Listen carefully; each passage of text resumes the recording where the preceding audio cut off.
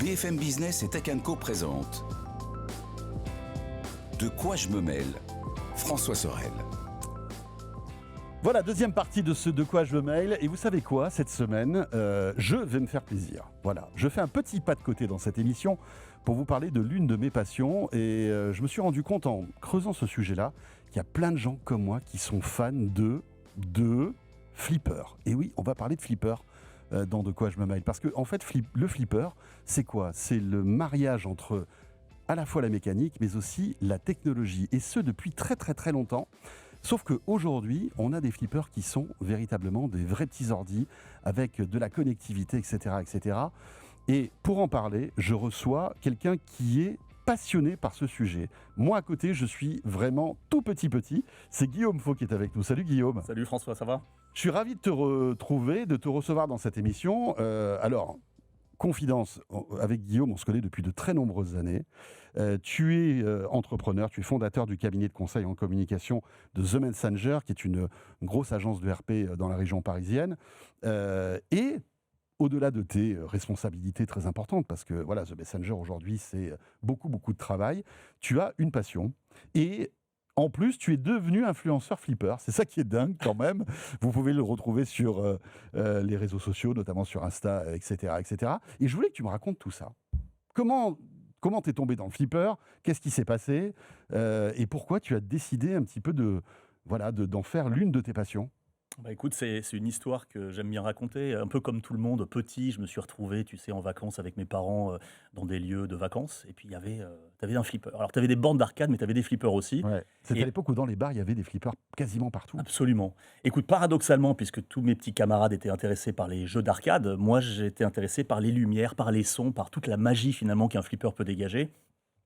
Et j'étais complètement happé par ces machines. Comme beaucoup, pendant la période 15, 20, 30 ans, j'ai un peu oublié le flipper parce qu'on a les études, on a d'autres choses à faire. Mais oui. Et puis quand j'ai eu mon premier logement, un peu d'espace, je me suis dit, tiens, si je m'offrais mon premier flipper, c'est revenu, et puis c'est un, puis deux, puis trois. Et ça fait combien de temps là que t'es retombé dedans ? Écoute, ça fait une dizaine d'années maintenant. quand même, Et quand même. ouais, ça fait une dizaine d'années, mais ça paraît plus long en vrai. Parce que en fait, le flipper, bon, on va pas vous faire toute l'histoire du flipper, mais il y a quand même des dates incroyables. Le divertissement, Ouais.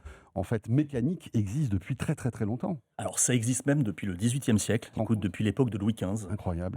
Il faut le savoir, peu de gens le savent, mais ça vient de France, ça s'appelait le jeu de bagatelle. Alors c'était une planche en bois. Ouais. D'ailleurs c'est intéressant puisque flipper en anglais c'est pinball.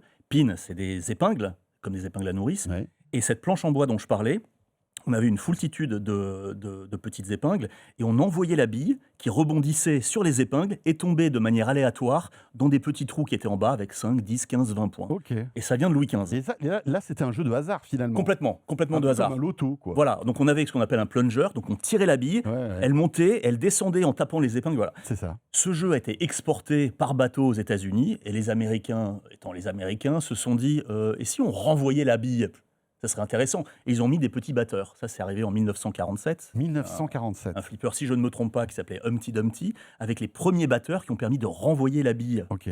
Donc en fait, elle tombait, tu pouvais la renvoyer Absolument. avec les... Et là, on a un jeu. Là, c'est plus que du hasard. Là, et c'est oui. autre chose. On Ouais. peut commencer à viser. C'est ça. Et l'histoire était en marche. Incroyable. Alors après, le flipper a explosé dans les années 50. C'est vrai qu'on voit beaucoup de films mythiques où on voit des flippers, 50, 60, 70, 80.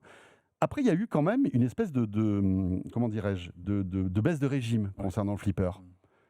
On l'a tous constaté, ça. Ah. Il y a eu un creux de la vague. Oui, bien sûr. C'est le creux des consoles, des jeux d'arcade, les premiers jeux vidéo en réalité. C'est-à-dire la magie des images, pouvoir avoir une histoire qui est racontée à l'écran, a tout changé. Et les gens ont finalement délaissé le jeu un petit peu archaïque, avec ses lumières, avec ses flashs qu'est le flipper, pour aller vers la magie du jeu d'arcade. Et donc le flipper a commencé à être délaissé. Non seulement délaissé dans les salles, mais le public a commencé à se retirer, à ne plus acheter de machines.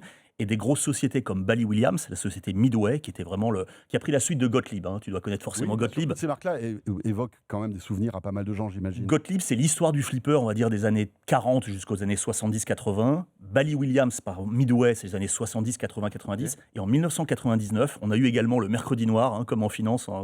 Le mercredi noir, c'était je crois, un 24 octobre 99. L'annonce, on ferme l'usine Midway, c'est terminé, il n'y aura plus de flipper. Et là, c'est vertigineux. C'est des centaines de personnes qui sont mises au chômage. Parce que ça marchait plus ?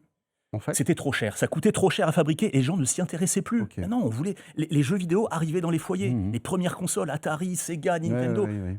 les gens ne voulaient pas d'imaginer. En C'est-à-dire fait, qu'on voulait du dématérialisé, on voulait un écran, des manettes et puis et puis une c'est petite tout, en console, fait. Ouais, c'est comme ça, tu dis, une petite console.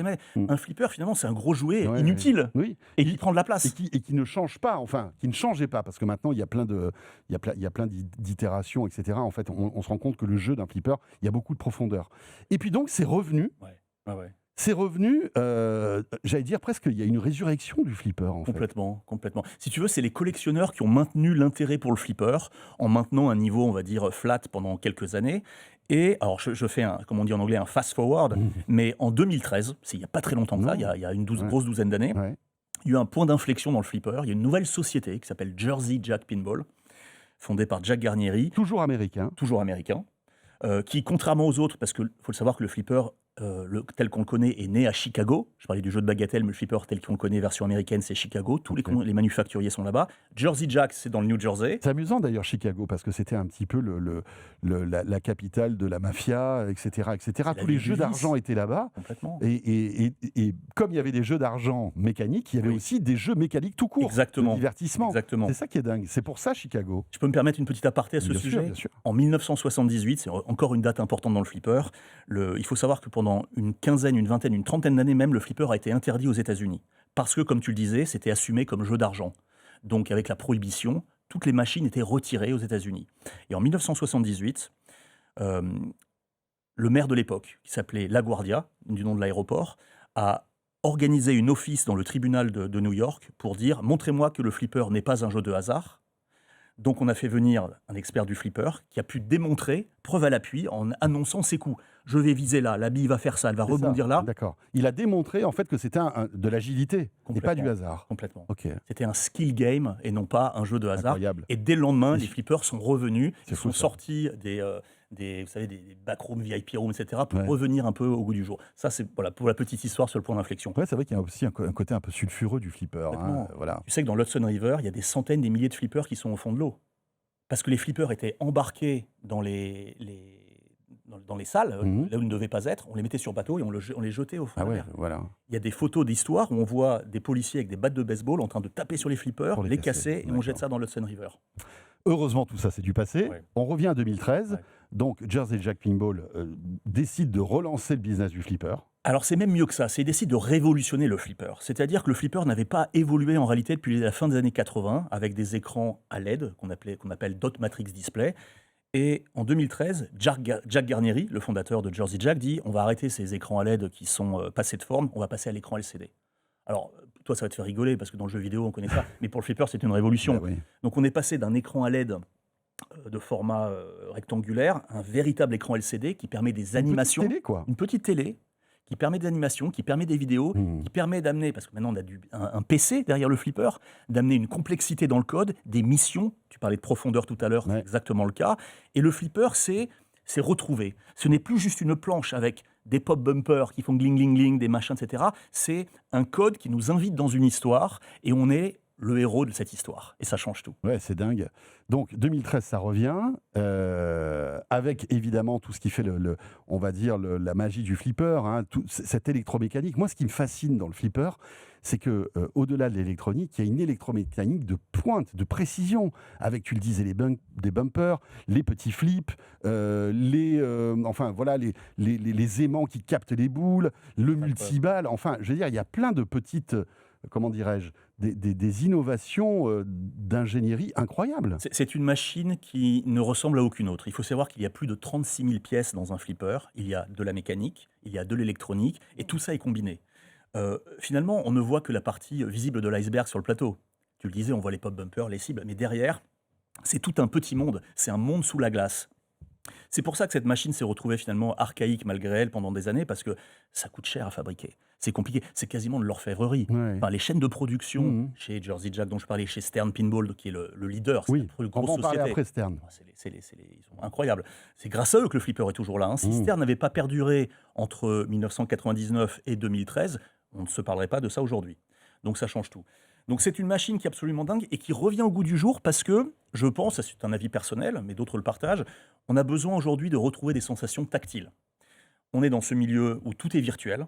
Et finalement, le flipper est peut-être le dernier jeu, l'un des derniers jeux 100% réels. Ouais, Et c'est ça ça. change tout. Ouais, c'est vrai.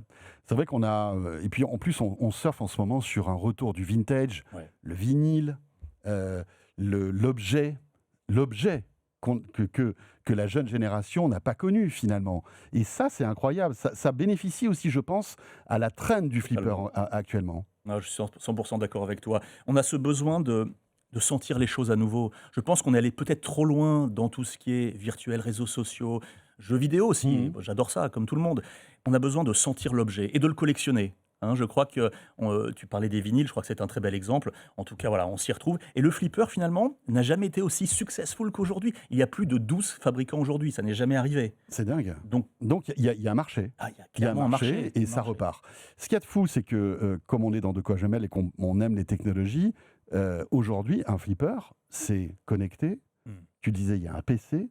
Tu peux le brancher sur ton téléphone pour récupérer tes scores, etc., etc. Ça se met à jour. Totalement. C'est, Alors ça change tout. Et reparlons de Stern une seconde. Stern Mm. a été au cœur de l'innovation avec un système qu'ils ont appelé le Stern Connected Insider, qui est une espèce de QR code. On scanne donc son QR code sur la machine et elle nous identifie immédiatement. Elle conserve les high scores. Elle permet également d'échanger ses scores avec d'autres joueurs dans le monde entier. Si tu joues en Corse au hasard et que je joue à Paris, eh ben, on va pouvoir se challenger à distance. Mais comme donc tu l'as dit, celui qui va faire le meilleur score jamais vu, on saura qui c'est. Absolument, en fait. absolument. Et tout le monde le saura. tout à fait. Ça, c'est révolutionnaire parce Ouais. qu'avant, ça n'existait pas, ça. Et en termes de mise à jour, on peut gagner des badges, des quêtes. Sur l'application, on nous dit tiens, il faut que tu fasses ça pour gagner ce badge. Donc on collectionne le badge, donc c'est génial. Mais également pour les opérateurs, c'est fantastique parce que comme pour les télécopieurs finalement, les photocopieurs pardon, on peut à distance détecter des pannes et possiblement y remédier. Ah, Donc ça change beaucoup de choses. Ça évite D'accord. des déplacements. Ce qui fait aussi, c'est une raison pourquoi le flipper avait quitté les bars, parce que les opérateurs n'avaient pas envie d'être déplacés quand on les appelait toutes les 4 matins. Ouais, parce qu'il Le y avait une flipper balle est qui en était panne, coincée le ou- flipper est en panne. Ah ben j'arrive. Non, à distance, je peux détecter la panne et en Ok. réparer une partie. d'accord. Donc, il y a également la fiabilité. Elle est bien meilleure qu'autrefois. Les composantes étaient améliorées. Donc aujourd'hui, on a un jeu qui est pérenne, qui est en train de s'inscrire à nouveau dans l'inconscient collectif et d'arriver à nouveau dans les foyers. Mais on n'en voit pas encore. Enfin, il y a certains endroits où on voit des flippers, mais c'est pas le retour du flipper dans les bars, parce que c'est vrai que c'est souvent associé à des bars un peu miteux, C'est vrai. etc., etc. C'est amusant comme cet appareil fascine, mais aussi sa part d'ombre. Oui, c'est exactement ça. C'est dingue. Finalement, c'est paradoxal, mais il est à nouveau underground Ouais, malgré lui. C'est-à-dire ouais. que, comme je te disais, Mais trendy. complètement trendy. En tout cas, je le pense. Ouais. Mais comme je te disais, il n'y a jamais eu autant de fabricants, donc il n'y a jamais eu autant de machines produites et vendues, mais on ne les voit pas. Elles sont dans les sous-sols, elles sont dans ce qu'on appelle les game rooms, C'est dans les ça, garages. exactement. Elles ne sont pas dans les bars, mais elles reviennent un petit peu dans des salles d'arcade. J'étais pas, il n'y a pas longtemps dans un magasin de jeux vidéo un peu rétro gaming dans le 11e, ils avaient mis 4 flippers. Ils sont passés de 0 à 4 en une matinée. C'est dingue. C'est un signe intéressant. Ouais, c'est cool. Alors aujourd'hui, ce qu'il y a d'intéressant, c'est que le flipper est un objet qui est assez coûteux. On va parler du prix aussi, même s'il y a des nouveautés justement, et un constructeur qui essaie de casser les prix. Ce qu'il y a d'amusant aussi, c'est que il y a les licences. C'est-à-dire que pour qu'un flipper soit sexy, il faut qu'il soit associé à une marque, à un film. Enfin, il faut qu'il raconte une histoire. Complètement. Alors c'est là où Stern est intéressant, parce qu'avant de s'appeler Stern Pinball tel qu'on les connaît, il s'appelait Sega Pinball. Et Sega, ils connaissent les licences.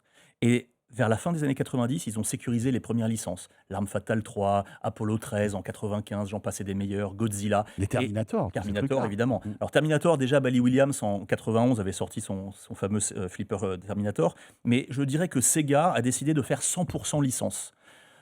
Et ça change tout, ça permet d'attirer le regard. Et c'est ce que les gens demandent. Donc aujourd'hui, il n'y a quasiment plus de flippers qui sortent sans licence. Les dernières licences qui ont bien marché, on a un nouveau Godzilla qui a été refait il y a quelques années, qui est un des flippers les plus vendus au monde. Ok. Toutes les plus belles licences sortent. Mais là où autrefois, le flipper était également un outil promotionnel, c'est-à-dire qu'il faisait partie d'une campagne marketing.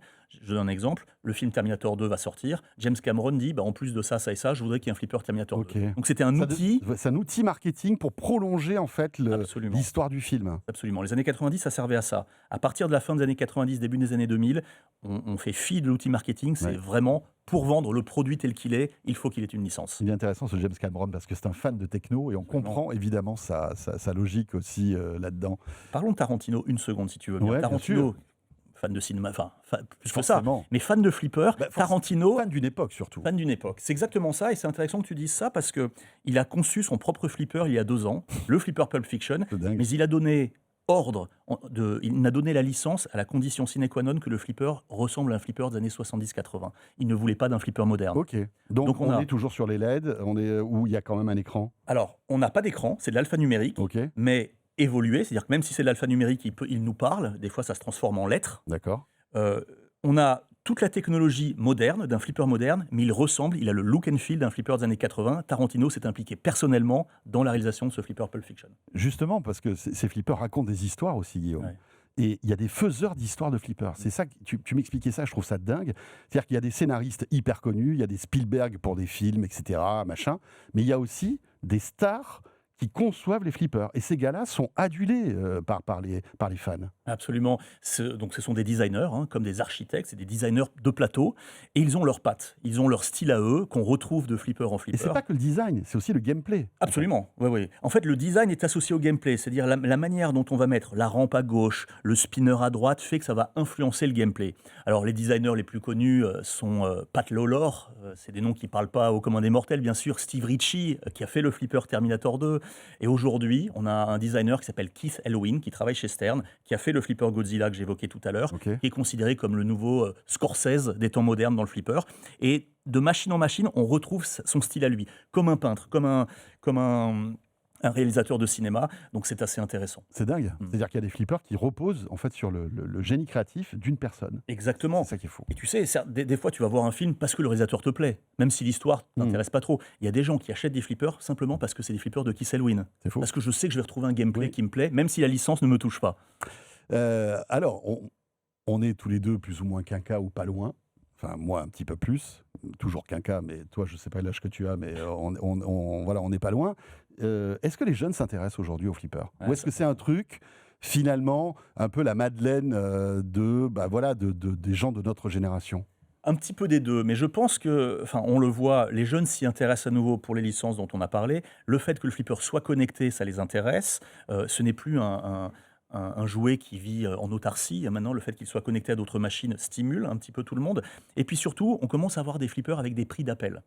Stern, encore une fois pour les citer, a lancé des machines un peu moins chères il y a quelques années. Ça coûte combien un flipper? Alors, Tiens, parce que ouais. je- La gamme de prix est relativement vaste. Pour un beau flipper, c'est entre 8 000 et 15 000 euros, grosso modo. Ah ouais, C'est un budget.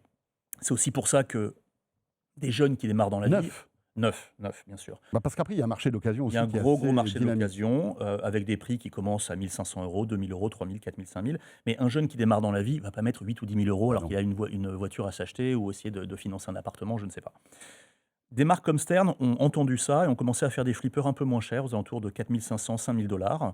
Des flippers qui sont un tout petit peu dépouillés par rapport à une grosse machine, mais qui ressemblent à 99,9%, donc c'est intéressant. Et il y a un nouveau constructeur qui arrive. Ça, c'est la nouveauté. Hein. C'est une nouveauté, c'est tout Ça, frais. ça a été annoncé quand? Il y a quelques Ça a jours? été annoncé il y a quelques jours, Ouais. absolument, qui s'appelle Wonderland Amusement, qui vient de sortir le premier flipper à 1 999 €. Alors, il a une particularité, c'est qu'il est à 80% de la taille normale, mais il est composé de véritables matériaux et matériels d'un flipper normal. Donc, c'est Donc c'est un bébé flipper, quoi. un bébé flipper. Quasiment taille adulte à 80%. Oui, voilà, 80%. Voilà. Ok. Avec du vrai matos, ça change tout. 1 999 €, c'est un prix qui n'existe pas normalement et qui permet, entre guillemets, à tout le monde, je mets des guillemets évidemment, en tout cas de rentrer dans ce milieu-là, d'avoir un flipper chez soi. Le premier flipper, c'est Alice in Wonderland, mais d'autres licences arrivent. On parle de Tortue Ninja. Enfin, ils ont Et tu l'as arrivé. testé, ce flipper? Qu'est-ce que ça donne alors? Écoute, les sensations sont là. On a vraiment tout en un tout petit peu plus petit. C'est très très amusant. On a un écran LCD, on a un flipper qui est connecté également, qui Ok. se met à jour à distance, avec un code qui s'apprécie au fil du temps. C'est une bonne porte d'entrée finalement. Mais bon, c'est quand même 2 000 $. Ah, c'est 2 000 $, mais c'est vrai que par rapport au prix d'une machine telle qu'elle, c'est un vrai pas ça va dans le bon sens. Bon. Et alors, à ton avis, comment tout ça va évoluer en fait? Est-ce que tu crois que on va dire la hype flipper va redescendre au bout d'un moment, ou est-ce que finalement, tous ces concepteurs en ont encore sous le pied Ouais. pour créer de nouvelles choses? Ah, c'est une question intéressante. Écoute, ça va être un avis très personnel, qui n'engage que moi. Je pense que le flipper a réussi à vivre à travers les âges. Il a passé des crises et comme on dit: «Ce qui ne tue pas ne rend plus fort». Donc je pense qu'il est amené à durer, à perdurer. Il va continuer à s'apprécier, à s'affiner technologiquement. Ça restera toujours un gros jouet inutile mais extraordinaire, mais je pense que s'il avait dû disparaître, il aurait déjà disparu. Et alors, ton flipper préféré? La famille Adams. La famille Adams. Ah, 1992, c'est légendaire. C'est un flipper, si tu veux. Ah, si tu me prends par les sentiments, c'est un flipper qui transcende le flipper. On n'est même plus dans le flipper, on est dans la pop culture. C'est un objet que même ceux qui ne connaissent pas le flipper ont vu, un Adams Family, ont joué peut-être sur un Adams Family. C'est un flipper incroyable. Incroyable. Et on le trouve facilement? Parce que j'imagine que si tu l'aimes bien, tu dois pas être le seul à l'aimer. Alors, c'était le flipper qui a été le plus vendu au monde. C'est le record, hein. Il a le record du monde, plus de Donc 20 il y 000 en a quand même, pièces. il y en a quand même pas mal qui Mais les gens circulent. les gardent. Ah, Les gens les gardent. Et donc, en occasion, celui-là est très très cher. Bon, ben voilà, petit pas de côté dans De quoi je m'aime, mais j'avais vraiment envie de partager avec vous cette passion. Et dites-nous, tiens, sur YouTube, si justement le flipper vous intéresse. Où est-ce qu'on te retrouve sur Insta? C'est quoi ton compte? Écoute, j'ai un compte qui s'appelle Paris Pinball Addict. Paris Pinball Addict. Paris Pinball Addict. On n'en a pas parlé, mais vous savez qu'il y a même un grand salon dédié au flipper chaque année à Chicago, Absolument. où tous les constructeurs présentent leurs nouveautés. Tu y vas, je sais, pour le plaisir. Absolument. Très bien. Et on salue, tiens, Jojol aussi, que tu connais peut-être. Hein, c'est un ami. Fameux Ouais. youtubeur qui lui aussi est dingue de flipper. Absolument. Il vient de temps en temps dans De quoi je me mail. Et je l'envie beaucoup parce que je crois qu'il en a un petit paquet Il a quand une même très belle collection. de flippers, c'est clair. Merci beaucoup Guillaume. Merci François. Guillaume Faux, donc, voilà, entrepreneur, patron d'une grosse boîte qui s'appelle The Messenger, et fan et influenceur flipper. Merci à toi. Merci François. Pour terminer, donc, ce De quoi je me mail. Merci de nous avoir suivis. On se retrouve bien sûr la semaine prochaine. Le petit module bonus qui vous attend si vous êtes avec nous en audio. Et merci de nous écouter, nous regarder chaque semaine. À très vite. De quoi je me mêle sur BFM Business et Tech Co.